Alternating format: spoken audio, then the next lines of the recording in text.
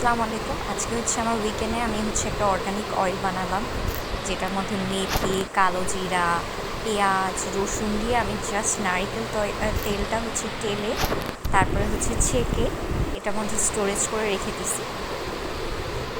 বাস এটা হয়ে গেছে, এটা আমি স্টোরেজ করে রেখে দিব। এটার মধ্যে জাস্ট ক্যাপসুল প্যাকটা রেডি। তারপরে আমি হচ্ছে আজকে ভর্তা বানাবো চিন্তা করলাম, তো যেই চিন্তা সেই কাজ। ফার্স্টেই হচ্ছে লইট্টা শুটকি রেডি করে তেলে নিলাম পেঁয়াজ রসুন দিয়ে।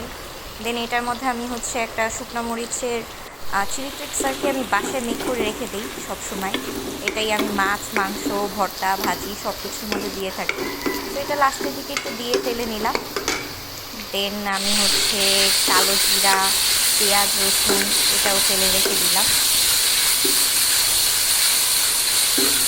ব্যাস, এই তো আমার ভর্তা রেডি, 2 পদের ভর্তা।